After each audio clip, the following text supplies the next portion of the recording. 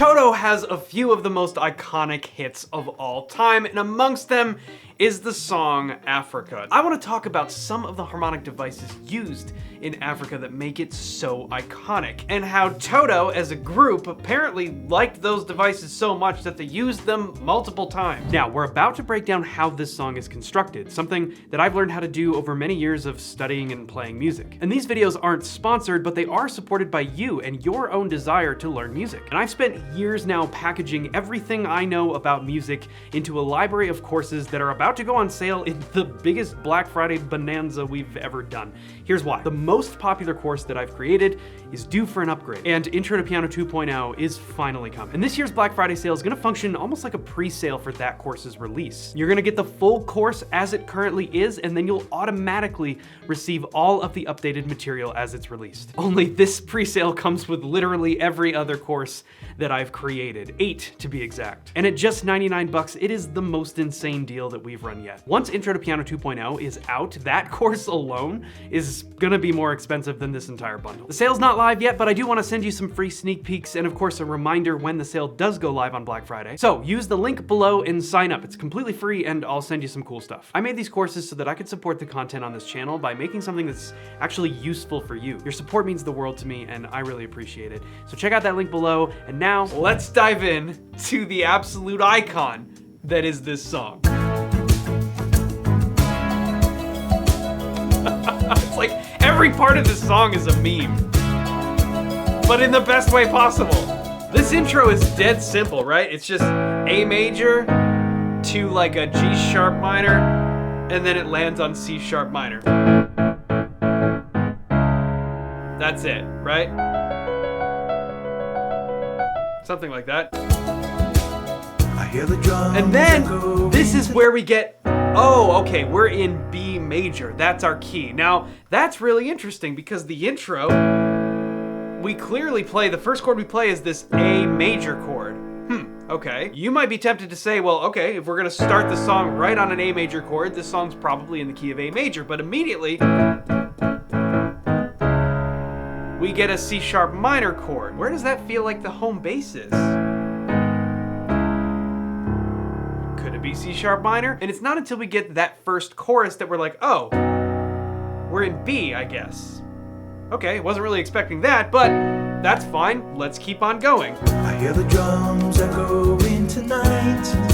She hears only whispers of some quiet conversation. Ah, that is so cool. Okay, all right, so there's so much stuff going on in here. We get B major, and then we have a pretty standard chord progression in the key of B major. It goes B, D sharp minor to G sharp minor. That's like a very common thing. That's a sound that we've heard before. Even as we walk down, but then we get that chord, which is A major, but we walk down to our E in the bass. She hears only whispers of some quiet conversation. Then we get E over F sharp, which creates an F sharp sus chord. And then we get, listen to that. We're back to G sharp minor, but we can hear that E is in there. She hears only whispers of some quiet conversation. There's a guitar in there that's playing E there, so it kind of creates that sound, which is interesting. But then we go, there's our intro. So we bring back that theme, which is a really cool place for it because it kicks us into the next phrase of the verse. That is such a cool, oh man, that chord right there, I don't know, something about that chord. That was where, I remember when I heard this when I was younger, I was like, that's different, what's going on there? Like, that's kind of a cool sound. Because, like I said, this is all very standard, right? What would we expect here normally? We would expect an E major chord, right? Because that would sound like this.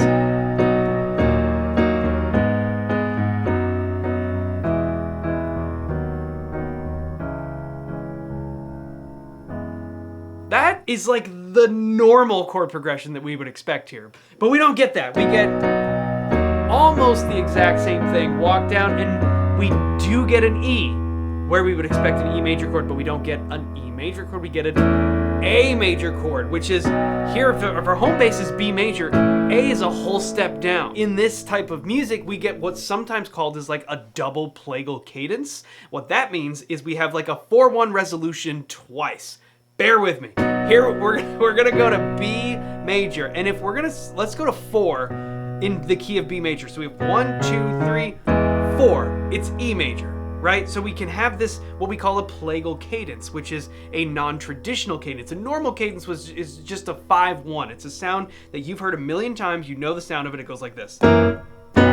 That is a traditional cadence. It's the 5 chord of the key resolving to the home base of the 1 chord. When we use a plagal cadence, we are not using the 5, we are instead using the 4, which, as we just pointed out, is E major in the key of B.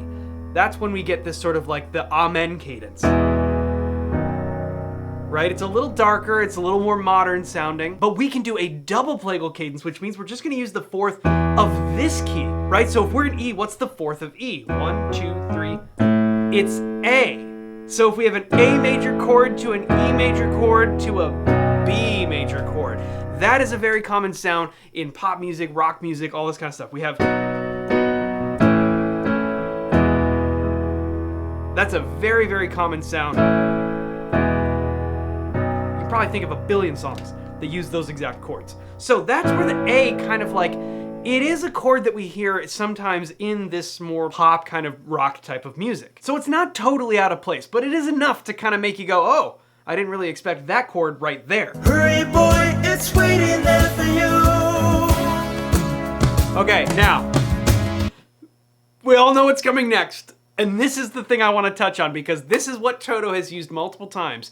And I think it has been absolutely essential in creating icons of songs. What you're about to hear is a key change in the wrong direction. What do I mean by that? Key changes are so often used to create a build-up, to create excitement, to create like momentum in a piece of music. It kind of takes it to the next level. And as it sounds, if you take something to the next level and build it up and up and up and up, normally key changes go up.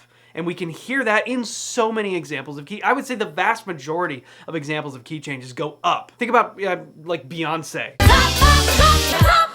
Key changes go up. It's just something that's very, very typical, right? Toto said, that's not what we're gonna do. Our key changes go down. So remember, we've been playing around in B major. So what are we gonna get as soon as we go to the chorus? Here we go. Hurry, boy, it's waiting there for you.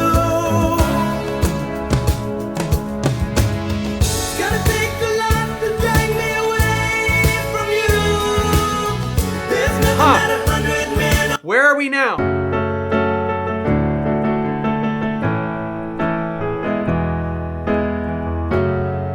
We are in the key of A major. We went down by a whole step. It's so simple, but yet it's a great illustration of how a key change that goes in what we would think is the wrong direction somehow still builds the energy. And it is not the only time that Toto has done this. One of Toto's other iconic songs, one of my favorites by Toto, is Rosanna. And check this out, because this, I think, is just so epic.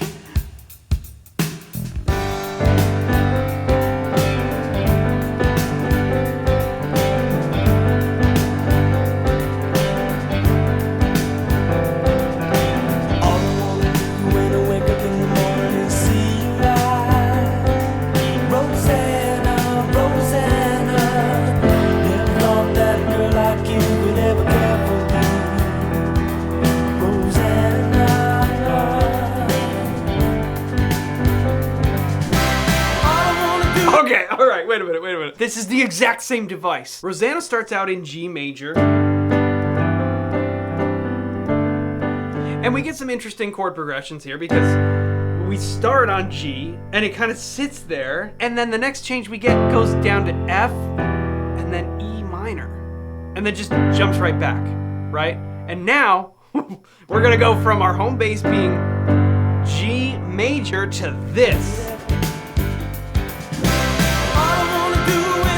Now, we're in F major. We've dropped a whole step the same way we did in Africa, and we're gonna do the same chord progression as we started this song.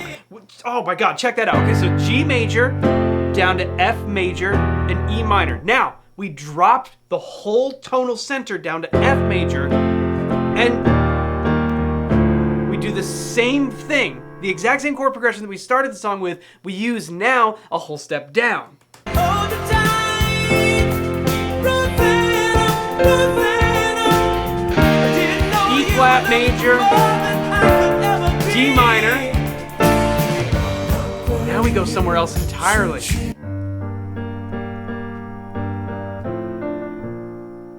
Now we're in B flat major.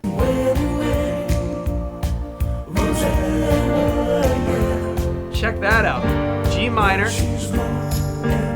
F major to B flat major.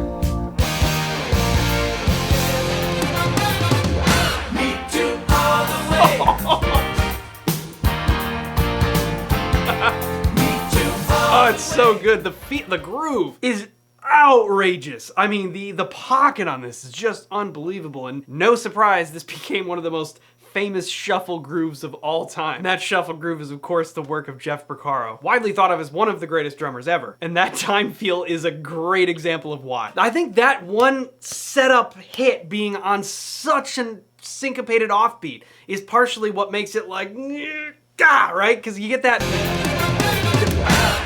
It's like, yeah. It's on the third triplet. Triplet.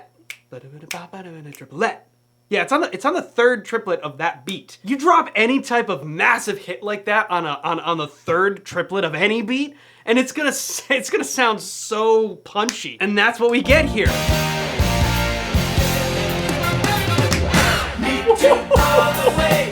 And then just the release into that next section.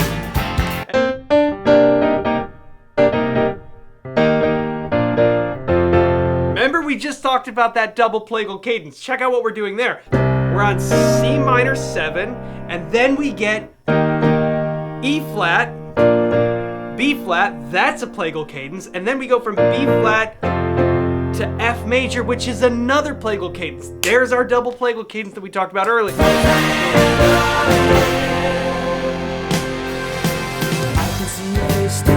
Back to G major. And how did we get there? We landed on this F major chord, which we know we were sort of in a B flat, kind of like a B flat tonal center there, which makes F our 5 chord. Now, when we land on that 5 chord, as if we're gonna go release the whole thing and resolve it to B flat, which is the home base of this section. No, we don't do that.